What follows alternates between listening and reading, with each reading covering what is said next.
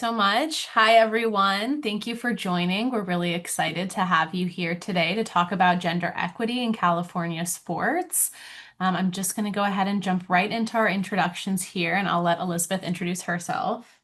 Hi, everybody. Thank you so much for joining us. I'm Elizabeth Kristen. I use she, her pronouns. I am the legal director at the California Women's Law Center and have been working on Title IX K through 12 sports equity issues for 20 plus years. Wonderful. I'm Julianna Gesiotto. I'm a staff attorney here at the California Women's Law Center, and I am the attorney here who works on these fair play cases with Elizabeth. And just a little bit about the California Women's Law Center. Our mission here is to pursue justice for women and girls throughout California through impact litigation, policy advocacy, and education. And our core issue areas are economic security, gender discrimination, violence against women, and women's health. So we do a lot of work in the Title IX space in the K to 12 level, and we're really excited to share some of this with you today. And just one disclaimer that this presentation does not constitute legal advice. It is general information for your education. So please do consult an attorney if you do need legal advice. So here's our agenda for today. We're going to start by talking about the benefits of sports for girls, and then we'll discuss the Title IX athletic mandates. And within that discussion, we'll touch on the recent Supreme Court Loper Bright decision and how it may or may not impact Title IX. And we'll discuss the recent attacks on trans athletes. Then we'll move on to the second portion of the presentation about AB 2404, or the California Fair Play in Community Sports Act. And we'll finally end the presentation by talking about how to eliminate these inequities in sports. As was mentioned, if you have any questions throughout the presentation, please feel free to drop them in the Q&A, and we will try our best to respond to you all. So first, let's talk about the benefits of sports for girls. The benefits of athletic participation are dramatic. Girls reap significant advantages from high school sports, both in the immediate and long term. So high school athletic participation promotes lifelong benefits in educational performance, career achievement, and physical, social, and emotional health outcomes across the lifetime. So specifically, if we look at education, female high school athletes are more likely to have higher grades and standardized test scores, fewer disciplinary issues, better attendance, a greater desire to attend higher education, an increased graduation rate. All of this is higher than their non-athletic athlete peers. It's also been well documented that female athletes are more likely than other female students to make important gains in historically male-dominated academic subjects like math and science. After high school, women who were athletes are more likely to attend and graduate from college and are more likely to participate in the workforce and earn higher wages. For example, there was a survey of 400 female executives in 4 different countries that found a remarkable 94% of these women were athletes, and wages for athletes were 7% higher than wages for non-athletes. One especially rigorous study actually compared census data from before Title IX to after Title IX and controlled for other factors like students' underlying ability and resources. And the study concluded that sports participation induced by Title IX had a large and statistically significant effect on female educational attainment and a statistically significant increase in labor force participation. So beyond the education and employment benefits, there are also health benefits for girls who are athletes in school. Participating in high school sports yields short and long-term benefits for both physical and mental health for girls. So female athletes have higher levels of self-efficacy, confidence, self-esteem, physical competence, self-worth, and body esteem. Female athletes are also less likely than non-athletes to smoke cigarettes, use drugs, engage in high-risk sexual behavior, become pregnant, or suffer from depression while in high school. And notably, these effects exist throughout the lifetime. So women who were high school athletes are less likely in the long run to develop heart disease, diabetes, osteoporosis, breast cancer, Alzheimer's disease, and other problems later in life. So it is clear that there are so many benefits for girls who play sports when they are young. With all of that in mind, knowing how important it is that girls have access to athletics programs while they're young, we're going to start talking about Title IX and its impact on K to 12 and collegiate sports. So I will hand it off to Elizabeth to start discussing this. Thanks, Juliana.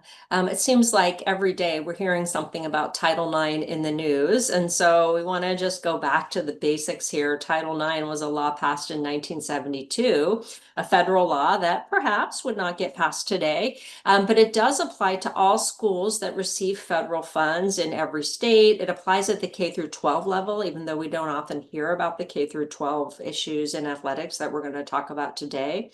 And it applies to colleges and universities. We are going to talk a little bit later about some regulations that have been proposed by the Energy Department, which is a little bit unusual because it's usually the Education Department that has been the driving force behind Title IX enforcement, in addition to private attorneys and nonprofits like us. So we're going to actually just remind you of what the Title IX words say. No person in the United States shall on the basis of sex be excluded from participation in, be denied the benefits of, or be subjected to discrimination under any educational program or activity receiving federal financial assistance. And there was early litigation around whether this applied to every part of a school's programming or just the tiny parts that might receive federal funding. And it actually applies really broadly. Athletics programs are considered educational programs and activities. And so Title IX does apply to athletics. So there's a number of key laws that are implicated by the work that we do. One is the statute, of course, Title IX. One is the Civil Rights Restoration Act that really made clear that all schools are covered and that all their programming is covered if they receive federal funding. There's a federal regulation that was adopted that actually was adopted by Congress, and we're going to talk a little bit more about that. There's a policy interpretation. There's an athletics manual that we often are using, and then there's a number of documents from OCR that provide guidance in how to interpret Title IX. Those documents have generally been affirmed by our courts here in the Ninth Circuit. We're going to talk a little bit more about what that's going to look like going forward and whether we're going to be able to continue to rely on those. And so I'm going to pass it to Juliana. So we wanted to take a minute to discuss the Loper Bright decision that the Supreme Court held last year. If you're unaware, the Supreme Court held that courts need to exercise independent judgment in deciding whether an agency has acted within its statutory authority when these administrative agencies are, releasing their policy guidance. So courts no longer should defer to agency interpretations of the law simply because a statute's ambiguous, which previously under Chevron deference, that was the standard that courts would just defer to the administrative agencies who were charged to create these sorts of regulations and guidance. So there is a little bit of a caveat for when a particular statute actually delegates authority to the agency. Within the agency's limits, courts must respect that delegation. And the idea there is that Congress is explicitly asking the administrative agency to come up with those sorts of rules and guidances. But Title IX actually stands out even from other administrative regulations. And it's in our opinion that Title IX should not be affected by this decision because when the regulations were passed, they went through a different implementation process than what exists today. So in 1975, Congress actually had the express opportunity to decide whether the proposed regulations for Title IX reflected its congressional intent in passing that law. So regarding those rules, there really isn't deference to the agency at all. Instead, these Title IX regulations kind of fall outside of the scope of Loper Bright because Congress could have interfered if the regulations were not in line with the legislative intent. And also notably under Loper Bright, no administrative guidance was directly overturned by the decision. It's more forward looking for how courts are going to review these administrative guidances in the future. So with all of that background in mind, we can look at the actual components of Title IX and its mandates for athletics. So first, Title IX requires equal participation opportunities for girls and boys playing sports. It also requires equal treatment and benefit for girls and boys playing sports. And finally, it disallows retaliation for any complaints made about potential Title IX violations. And it's important to know when it comes to retaliation, there doesn't have to actually be a violation for a school or institution to not be allowed to retaliate against a potential violation. So first, we're going to look at the mandate for equal participation opportunities and specifically the three-part test. So this is something found in the federal regulations, and it provides three options for schools to demonstrate that their students do have equal participation opportunities. So the first is substantial proportionality. And this is when the percentage of total athletes at a school who are female is the same as the percentage of total students enrolled at the school who are female. Additionally, courts have held that substantial proportionality should be determined by looking at the gap in numerical terms, not solely as a percentage, because a school may fail to be substantially proportional, even if the gap is only a very small percentage of its athletic program. And to kind of wrap your head around this, I think you can consider, and courts have considered, that participation gap number of female athletes that are required to reach substantial proportionality. If that number is enough to create a viable team, then the school should be working to creating that viable team. So in a huge school, 1% might be a lot bigger than in a much smaller school. So where an institution fails to meet proportionality under part one, it then can move on to part two and show a history and continuing practice of expanding opportunities for female students. So the school bears the burden of showing this, and it has to show that expansion is responsive to girls' interest. So the hallmark of this defense is continuity and persistence. So if an institution says, look, our participation gap has been going down for the last 3 years, that's not enough. Title IX was passed over 50 years ago. We need to look at a broader length of time to really see, are there highs and lows in girls' participation? And over time, is there a continuing persistent decrease in the participation gap in order to meet this prong two of the three-part test? Finally, if a school can't show prong one or two, they can look to part three. And that says that the school is fully and effectively meeting its female students' interests and abilities to participate in sports. And we say female here, but really it's the underrepresented gender. So here it's important to note that showing that more boys try out or more boys are interested in sports is not enough to show this prong three if there are girls who are interested in sports who are being turned away. So this is a pretty high bar for schools to have to meet to show that they are certain that they're meeting girls' interests even when there is a participation gap. So let's put this to the test.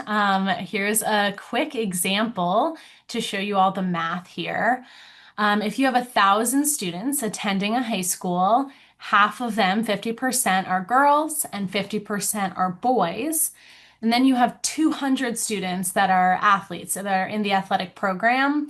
70 are female and 130 are male. You can see these percentages where that means 35% of athletes are girls, but 50% of the student body is girls.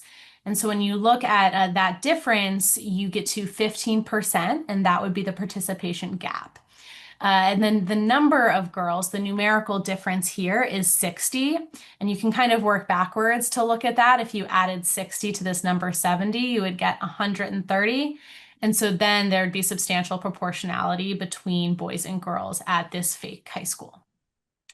So to move on to the equal treatment and benefits section, I'm going to pass this off to Elizabeth to talk about. Thanks, Juliana. And I just wanted to really highlight what Juliana was talking about on the last slide.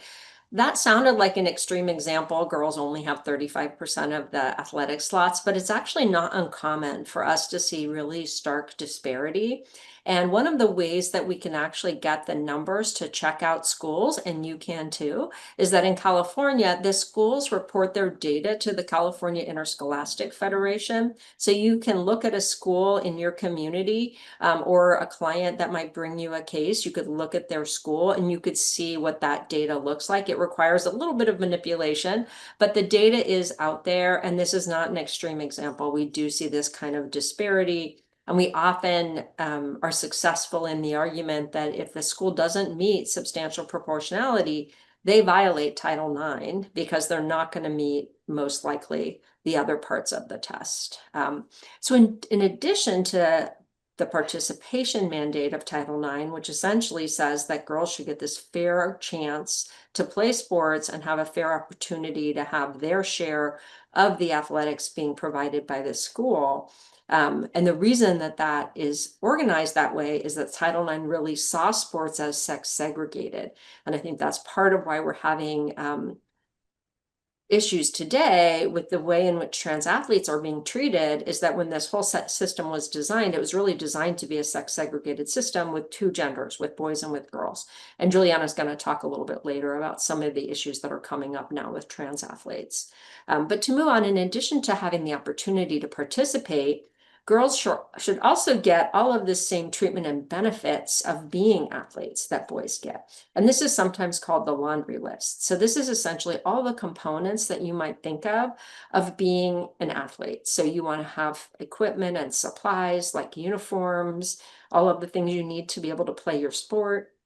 You want to have access to facilities for practice and games. And we'll talk a little bit about how we often see violations of the law in the facilities area, especially when we have softball and baseball comparisons, because we see the facilities starkly different. Locker and team rooms is another big issue where often male athletes have access to a standalone athletic locker room, whereas female athletes are only using a PE locker room that often doesn't have lockers big enough for their sports gear. Scheduling of practice and games. This is often an issue that we see: who gets primetime games, who gets to play when their parents can come and watch and cheer, and who gets to play, who plays in the heat of the sun, and who gets to play when it's cooler out. So these are some of the issues that we look at, both in the timing and also the number of games and practice times. Coaching is another big issue, and it includes volunteer and assistant coaches. So we're really looking for equity there as well. Medical and training facilities includes things like weight rooms, training rooms, the support of an athletic trainer at games.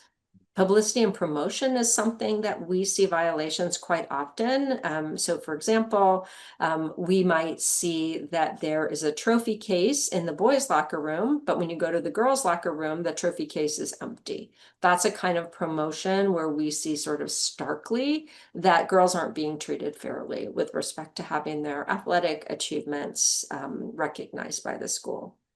Travel and per diem allowances, we do see violations in this area as well at the high school level, predominantly around the opportunity to have buses take people to games. Or in some cases, we will see that some teams are allowed to fly to other states or other regions for games, but those opportunities are given more to boys than to girls. And then at the collegiate level, there are different items that include things like tutoring or scholarship dollars. So we're not going to really get into the collegiate sports world right now, but they have all of this laundry list plus a few additional items. So the next slide is going to show you a picture of some facilities. These are real facilities from a real case. These were all in the trial record, so I can talk about them. So on the left, you will see where it says girls softball field. This is Castle Park High School, which is a school in San Diego in Chula Vista. This was what the softball field looked like when we began working on this case in 2007. So you can probably see that this is supposed to be a dugout for the softball girls. It has a bench in it, but it has no cover. The field was open to the public, and the school would let out, and then the kids would walk across this field because the field did not have a fence around it. It was used 5 periods a day by the PE team of the PE classes. And so essentially the field was like a dirt sand lot. On the right, similar time period as the boys' baseball field. It was fenced. It had lovely palm trees around it. The grass was green. The sprinklers were always on.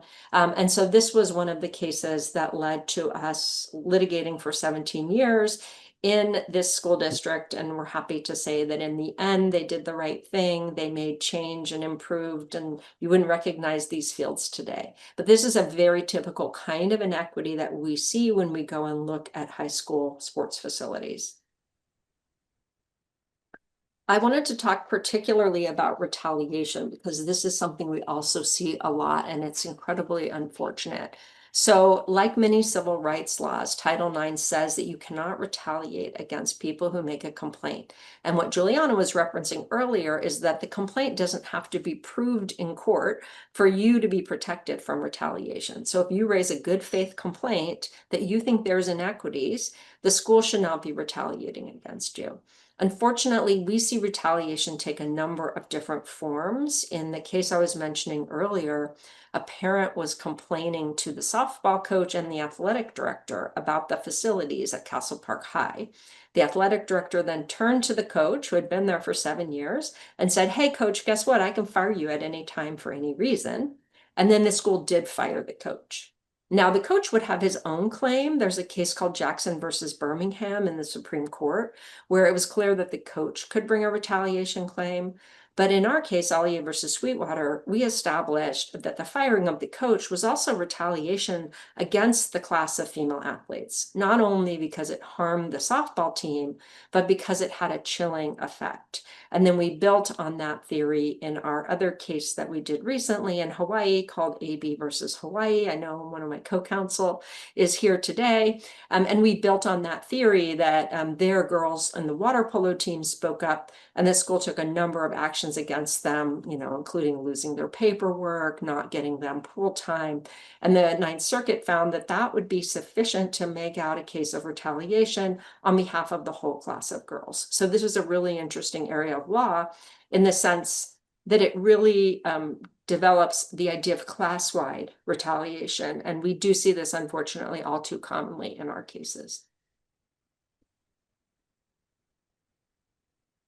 Title IX has had this incredible effect. I like to say, quote this report called Progress Without Equity, that you cannot deny that we've just seen dramatic increases and improvements for girls who play sport. Before Title IX, fewer than 300,000 girls were playing in high school, and now it's more than 3 million. So we have just seen an explosion of interest. And these days, we rarely hear schools say girls aren't interested in playing sports. I think that myth has gone away. Everyone watches women's sports. I think people are understanding how important this is, and we're starting to see momentum for women's sports, especially at the professional level, at the elite Olympic level. We still are seeing inequities in high school, unfortunately. All right, thank you, Elizabeth. As we mentioned before, we wanted to take a few minutes to discuss transgender athletes, particularly knowing how much of like a hot issue this is in the media right now. So for a little bit of context, we know that 21% of transgender girls K-12 report having been discouraged from playing sports, and 58% were disallowed to use the locker room that aligns with their gender. So there is actually no official guidance on trans athletes in the Title IX context, but I'm sure you're all aware that this is a recent focus of the current administration. The administration is focused on excluding trans kids under the guise of protecting female athletes under Title IX. So the administration has used Title IX as a threat to remove federal funding from schools who allow trans girls to compete. I did include a note about Bostock here, which was the 2020 Supreme Court decision that said that discrimination based on gender identity is sex discrimination. This was under Title VII. So there are parallels between Title IX and Title VII, and there are times where we might look towards Title VII law for precedent, but it is not Title IX. So we really don't have official guidance in the Title IX space on trans athletes.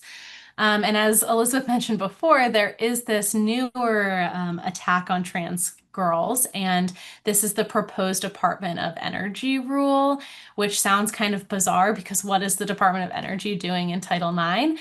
But basically, the Department of Energy has some grants that fund various schools for different programs.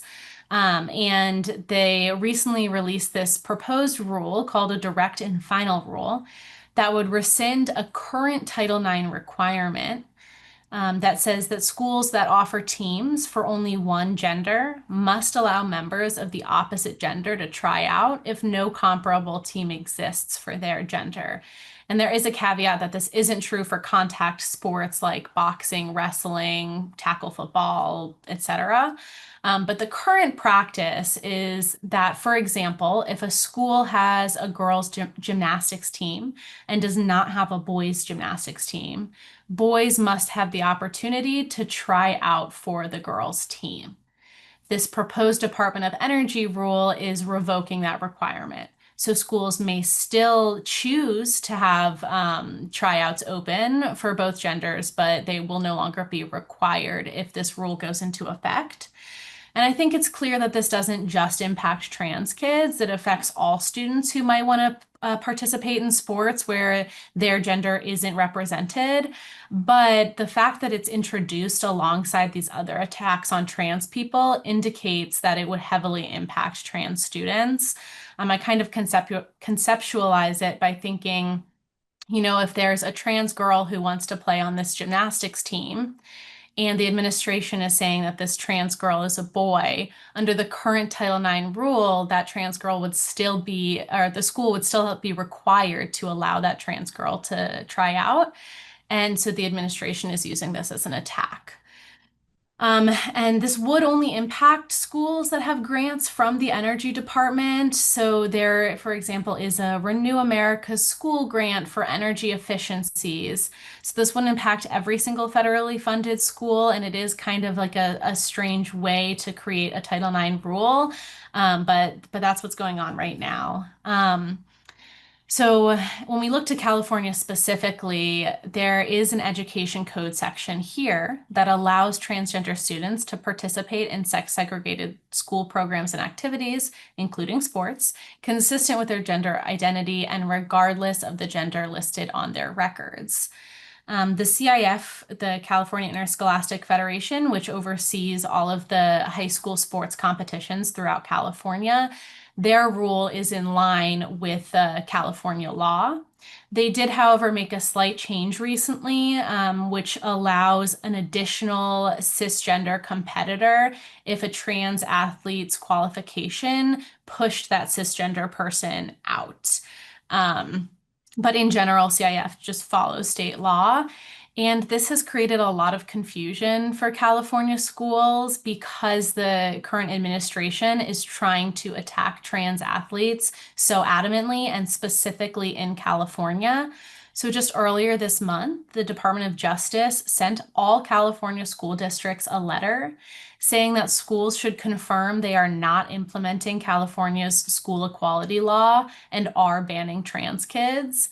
And so California has sued the Department of Justice alleging equal protection violations. And so that is in the early stages of the case. We don't really know what's going to happen there. But I wanted to bring it up because this is a really confusing time for California schools on this issue.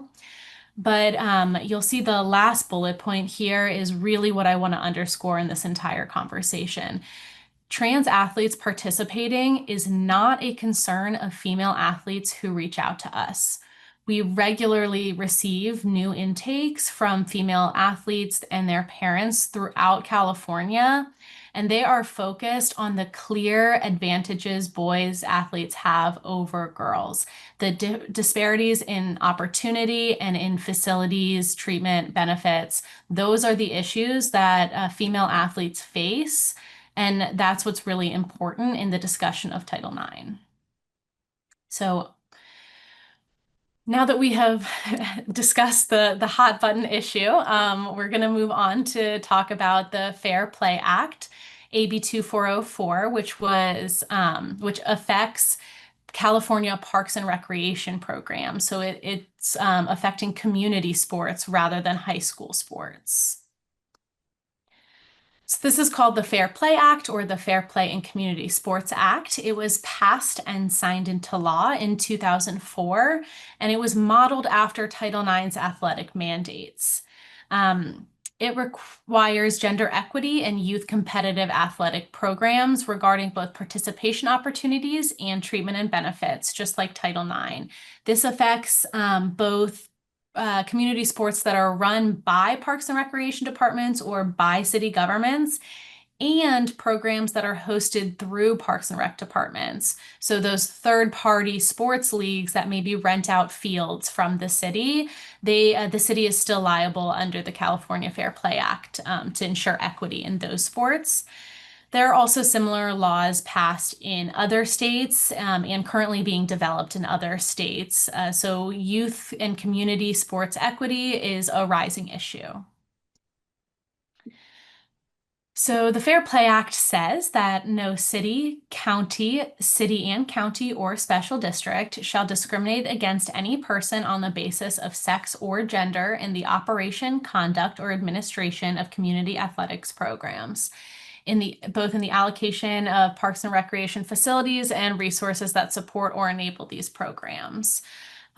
So I put a little asterisk here because there is an amendment to the Fair Play Act that's currently moving through the legislature that would add educational institutions to this list of potentially liable parties. And that's because a lot of schools will rent out their facilities to some of the local sports organizations, and it has previously been unclear of who is liable for equity in those situations. There's also the precursor to this law was this Baca versus the City of Los Angeles case, where it was found that there were only 20% of the opportunities for community sports in Los Angeles were going to girls. And so that was the precursor to realize, hey, we need similar mandates that Title IX has at the community level. So first, just like Title IX, the Fair Play Act requires proportionality. So if girls make up 50% of the area population, 50% of athletic opportunities run or hosted by the Parks Department should be afforded to girls. Or the city can show that all interest is met. This is a bit trickier for us than Title IX, just in the fact that there is no CIF to collect data for community sports. So it can be a little trickier to figure out how many girls are actually playing, how do we ensure that the city has met all of the girls' interest. And to that point, while this law has been in effect for over 20 years now, most cities throughout the state are not necessarily in compliance. Many city officials don't know of the law, or even if they're aware of it, there are no official policies or procedures to ensure compliance.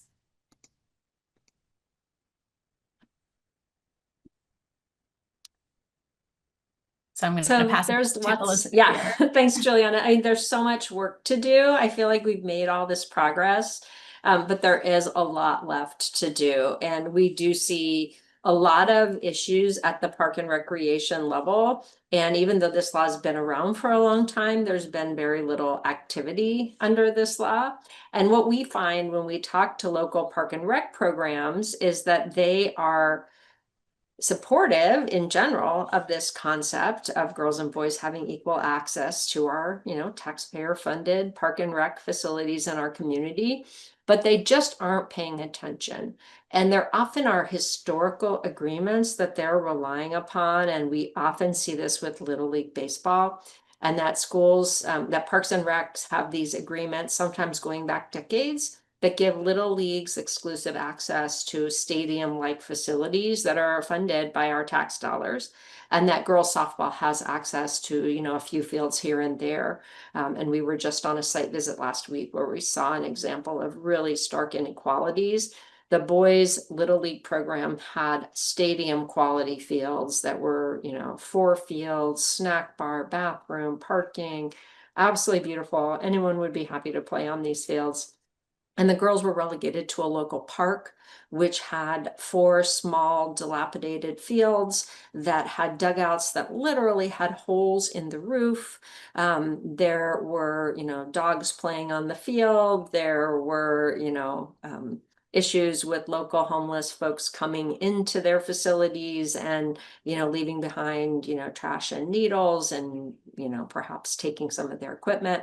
So there was essentially no security at these local park fields. And so we really see this in park and recs throughout California. And the solutions are sometimes a little tricky to organize because the Little League folks have this both often contractual, but also expectation-based idea that they're going to continue to have exclusive access. And so what we have done is try to work with park and rec departments to develop a program to make sure that they are changing the facilities for girls, giving them exclusive access where they're building new fields, or making sure that they're improving existing fields, like, for example, putting shade over the dugouts or making sure that they have water available on the fields. These are some of the small but important things that we've been able to achieve. So we still have a huge participation gap at the high school level, and we don't even know the extent of the participation gap at the park and rec level, because when I was at Legal Aid at Work, our Fair Play for Girls in Sports project conducted a survey of park and rec programs throughout California just to find out what their gender equity composition of their population was that they were serving. And what we found is that most of them didn't even know. I think it was 50% of them didn't even know whether they had collected data or what that data was with respect to girls and boys playing sports. So we haven't actually even seen the idea that they're even considering this seriously. And some of it is lack of education, some of it is lack of resources. You might have noticed that in Title IX, there was this idea that a school could show that they had a history of adding teams for girls. That might give them a defense under Title IX. Again, we don't see that today, but probably in the 70s that could have worked. But in the park and rec law, that part of the law sunsetted. So that is no longer an available defense for park and rec programs. Many of them understood that to mean they didn't even have to start complying with the law for 10 years. So we had to really counter a lot of misperceptions with respect to what does the law require. And we're now really dealing with park and rec programs who want to comply, but we're having to find solutions that really address all the competing demands that they have for their facilities. But I think it's good to keep in mind that these are public facilities that we are all paying for that are not being provided equitably to girls and boys in our communities. And so essentially there's not enough girls playing sports in community sports as well. Washington State applied this to adults, and so that's an interesting model. I was surprised that we are not seeing more at the sort of statewide level, that more states haven't adopted either youth sports or adult sports gender equity rules. So how do we do more to get girls in the game? This is something we've thought a lot about. And so I think, I don't know who all is in our audience, but if you're coming from a school or from a park and rec program, the first thing to do is to really assess your current situation with your program. Do you have the numbers? Do you know what they are? And what have you done to look at increasing participation for girls in sports? So I think the numbers is really the first place to start. Then you want to survey the underrepresented gender or survey everybody in your community and find out what additional sports want to be added. So what we're seeing a lot here in California is that the California Interscholastic Federation added flag football as a sport for girls, and it has really taken off. And so what we're seeing is that high schools throughout California are adding flag football and are having a lot of success with it. We saw it added in the state of Hawaii. It took them about 9 months to launch a statewide program for girls flag football. So this is an emerging sport that probably 20 years ago, people wouldn't have thought to add for girls. That's a sport that girls now want to play. So it's really important to survey underrepresented gender and to make sure you're using your local park and recs or your school contacts to know what girls are playing in your community. There are a lot of club teams out there. There's a lot of emerging interest in park and rec programs. And so you have to really use active recruitment strategies, meaning that you have to go to where girls are and talk to them about sports. So one of the models we recommend for high schools is go to your feeder middle schools, bring some of your athletes, put on a sports demonstration, have the kinds of connections between the high school athletes and the middle school athletes that allow them to see that they have a possibility to play when they're in high school. The other thing to do is to just have demonstration days for sports when you're having girls starting in high school. So what we've seen is that sometimes girls have never played this sport before. There's a video that the Sweetwater district put out that talks about a girl who'd never played sports. She saw sports demonstration, learned how to play golf, and she played golf and she loved it. So I think that's a really important way of thinking about this, is that it's not enough to just say, okay, we built it, are they going to come? We have to really use these active recruitment strategies. There's also a model where we have female athletes come back to the school and be role models or speakers, or really just providing another path to show girls that there is a future for them in sports. You know, most girls don't go on to play in college. We have 3 million girls playing sports in high school and only 300,000 playing sports in college. But still, that's becoming an increasingly viable path for female athletes to play in college, to have a professional career. We're seeing the professional leagues for women athletes, you know, the WNBA and the National Women's Soccer League, really becoming popular and really creating a pathway to employment for girls that they may not know about, that they may not have seen before, or a path to sports management or being a sports journalist. These are the kind of career paths that I think girls don't often hear about, and it's really important to recruit those role models and tell girls about those possible career opportunities. There can be single sex and co-ed programs. You have to decide what's appropriate and what's desired by the athletes that you're working with. And then, of course, you want to think about language access and culturally informed outreach, making sure that we're really reaching all communities. I think it's really important to make sure that we're utilizing our allies, that Men and Boys are equity championships and allies for girls. It's really important to be inclusive of genders and gender identity. You know, we have seen some schools that have either a non-binary locker room or some other way of including non-binary students. This is an emerging issue as well that I think schools are struggling with. Some are doing a fine job, some are still not there yet. You have to really constantly attend to the barriers to girls' sports participation and make sure that you're looking at all of the laundry list items at your school to see if they're equitable. And so some of the basic kind of things that we don't see often is that nobody has a uniform inventory. Nobody has an equipment inventory. Nobody has looked at the schedules. Nobody knows what time girls are practicing. The weight room is first come, first serve, and somehow the football team always gets there first. So these are some really common issues that we see. If you're a member of the community, it's a little more difficult for you to do a full audit of your local school, but there are some key indicators that you can even look at yourself for your local schools. So you can look at the CIF data, and if you're interested, Julianna and I are happy to walk you through how to do that. But you also can go to your local games. So you can go to your high school softball and baseball games and just look at what you see. Are there differences? Are you seeing disparities? You can go to basketball games and see, are girls always the one playing at 3 o'clock and they're never getting to play at 7 p.m. When there's a bigger crowd, or maybe cheer or the band comes out to support football, but not a single other girls' teams. Those are things that you can actually just see from the outside. And then again, if you're on the inside, if you're an administrator at a school or you're running a park and rec program, you can be proactive. And there are tools. We have some tools we're developing and revising some of our tools, but there are tools that we have so that you can assess your own program's compliance and work to become more of a leader in this area.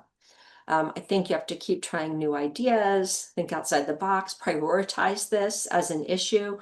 I know one of the things we see at the high school level is that there's an athletic director who isn't even full-time and has way too much to do. And so it's really important for the whole school administration to really look at this as a team problem. This is not going to be just the athletic director's problem, especially if they're, just part-time in that role. And change is going to take time. I did mention this Sweetwater case that we've been working on for 17 years. I will say that we always start off with the model of writing a letter and trying to resolve the issue first. We did try that in that case, and it ended up going to trial, ended up going to the Ninth Circuit. After that, there was a 10-year compliance plan, and the district really went forward with that compliance plan, believing that they wanted to change the culture from sort of begrudging compliance to being champions for female sports and making change district-wide. And so I think we really had a positive outcome in that case, and it showed that the persistence and really the culture makes a big difference. And so on our next slide, we're going to talk a little bit more about something that we're working on. So we're going to be working on a pro bono guidebook. And so essentially what we're doing is we're developing a training module for people who are interested in learning about this area of law, especially at least initially, we're focusing on the high school athletics issues, and we're focusing on pre-litigation solutions. And so we regularly work with pro bono law firms, and we are now going to be teaching people through this pro bono module. So we're going to be providing people with the different steps that we go through, everything from developing retainers and co-counseling agreements to writing demand letters, to term sheets and settlement agreements, to keeping an eye on things. We monitor, we pay attention for years sometimes to make sure that change gets implemented. And so we're going to be developing this training module, and that's something that we'll be prepared to share and release a little later on this summer. If any folks on this call are interested in doing this kind of work or considering it or learning more about it, Julianna and I are here for you. We're ready to talk you through it or bring you on some of our matters. We have a lot of ongoing work here. And we're open to creating new modules to helping QLSPs. One of the issues that we're seeing now is that we are contacted by people who are living in communities all over the state of California. We know that those of you who are at QLSPs may not have the current resources and capacity to bring a Title IX case on behalf of someone in your community. So we want to be cross-referring these cases to each other. If you're contacted by someone in your community with an athletics equity issue, please send them our way. We're happy to help, or we're happy to work with you. And the other way is that we're going to be reaching out to you and saying, we were contacted by someone in your community. Are you interested in working with us on this issue, or is this something that you would rather that we take on because you don't have that current capacity? So we're really reaching out to you, QLSPs. You are going to be hearing more from us about this issue and about how we can work together to create gender equity in our communities. All right. Thank you, everyone, for listening. As Elizabeth said to me before we started, we could talk about this all day long. But if anyone has any specific questions, please do drop them in the Q&A, and we'll kind of sit here for a few minutes to see if anyone has anything that they want us to talk about. In the meantime, please join our mailing list. You can join it on our website or by emailing cwlc@cwlc.org. And please do follow us on socials. We are at CWLC_LA on all socials.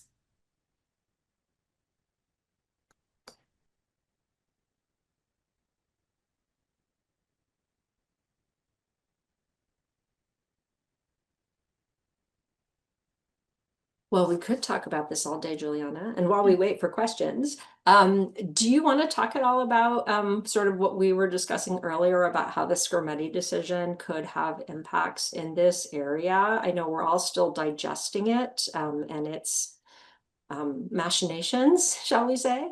But do you have thoughts on that Supreme Court case that just came out today around gender affirming care? Yeah, so I only read the syllabus, so I'm not going to pretend to be an expert in the case right now. But if anyone was unaware, this was a case about a Texas law banning gender affirming care for minors. And the Supreme Court released their opinion either last night or this morning, but they upheld the law. So the ACLU had brought equal protection claims. Um, oh, thank you, Amanda. Tennessee. Like I said, syllabus only, so don't hold me to it. Um, but yeah, so the Supreme Court upheld that law today, and they particularly discussed the equal protection claim, saying that this didn't rise to heightened scrutiny. They also kind of, my understanding is they mentioned Bostock, but it wasn't really key to the case here. And then finally, the other point I wanted to, or I had about it was the idea that the court wasn't going to weigh in on the validity or invalidity of these medical interventions. So, and Yeah, and we were talking about how it might impact our work in the sense that, we had been arguing in many cases that sexual orientation and gender identity were subject to heightened scrutiny under constitutional arguments because these are sex-based classifications. We thought that was the clear message from Bostock, and it sounds like there's some different messaging coming out here from Scarametti. Not a great surprise, I guess. But yeah, Juliana and I have been trying to keep up on all of the developments in this field. Our title and athletics field has been static for a little while, and now there is a lot happening. Another issue we didn't mention was the House settlement, which was the NCAA antitrust settlement.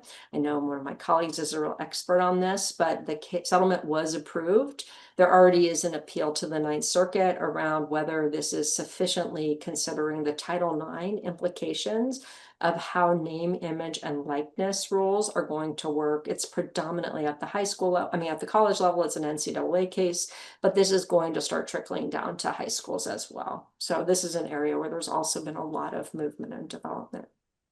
yeah, and I think it does relate back to the importance of the opportunities at the high school level. If girls want to be able to access these benefits for collegiate sports, they have to have been able to play them when they were younger. So.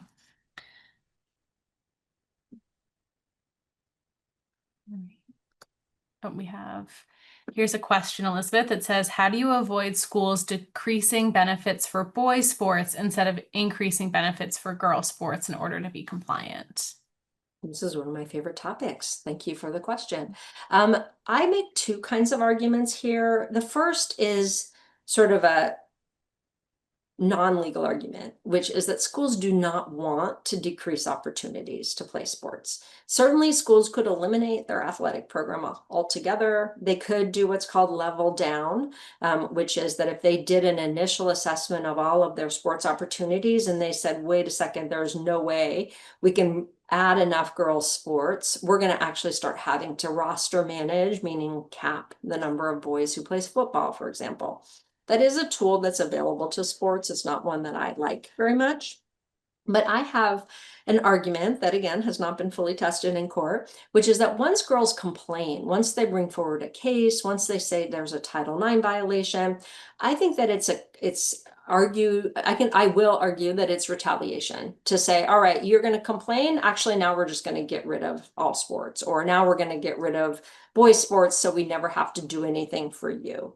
So I think for me, I really look at it as a clear timeline. If you're doing this ahead of time and you're looking at a budgetary issue and you're looking at your school's programming and you say, you know what, we're never going to get into compliance unless we reduce or eliminate or equalize benefits on the boys' side, that's something that's permissible under Title IX. But once the complaint has been filed, once the concern has been raised, I think it's very risky to respond to that complaint by just saying, all right, well, we're going to eliminate something and we're not going to add anything for girls.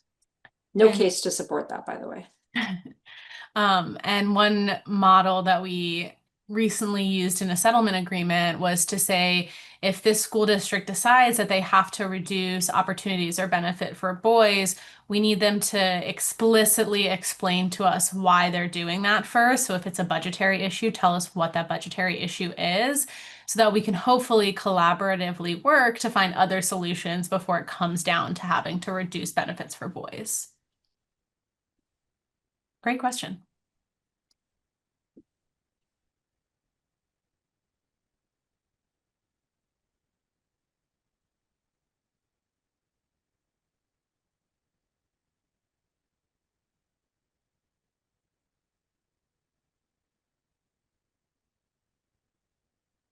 Well, while we're waiting around for a few more minutes, I'll also make the note. Oh, wait, we might have something here.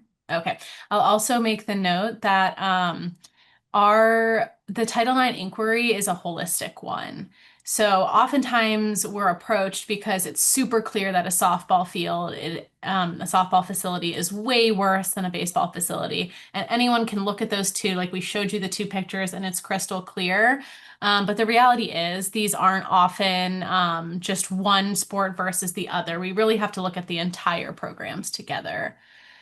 Okay, we have another question. Once a school district starts a new girls' sport at a school, how quickly do they have to raise the quality or resources of that sport so that it's Title IX compliant? What kind of quote grace period is there, if any?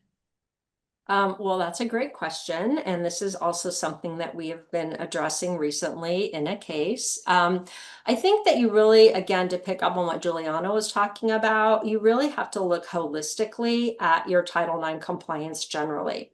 And so if we're just talking about participation opportunities, even if you've added one girl's sport, that's probably not going to be enough as a legal matter for you to win if there's a challenge as to participation opportunities. So I think it's going to be unlikely that a school can say, well, we just added volleyball for girls, so give us a break, even though we don't meet any of the other parts of the test. Adding one sport is not going to be a history and continuing practice of program expansion. It's a good first step. But you really need to have a plan to go forward. Now, with respect to the resources component, which is sort of all of the laundry list factors, again, this is not going to be looked at on a sport by sport comparison basis, which was Juliana's point. We're not going to look just at softball compared to baseball. We really have to look holistically at how are all the male sports treated and how are all the female sports being treated. And so essentially, if you've added a new sport, you have provided them with, uniforms, equipment, coaches, all of that, that is going to then go into the numbers that you're going to have to look at to say, okay, well, now what does our overall picture look like? It used to be that we had a really high percentage of boys who had access to excellent locker room facilities. And now we have another girls team, but they still have access to lousy locker room facilities. That's not necessarily going to change things. So there's not necessarily a grace period. What I would say is that if you are in dialogue with your community, if you are working actively to add sports for girls, if you are making progress, I think it's very unlikely that you would be the school to be targeted by a Title IX complaint. We try to work collaboratively with all of the schools, and we often are working on a timeline when we're thinking about compliance. So it's not going to happen overnight. I think good faith and good intentions and efforts and assessment and sort of ongoing plans are going to go a long way towards making sure that you can stay on the sunny side of Title IX.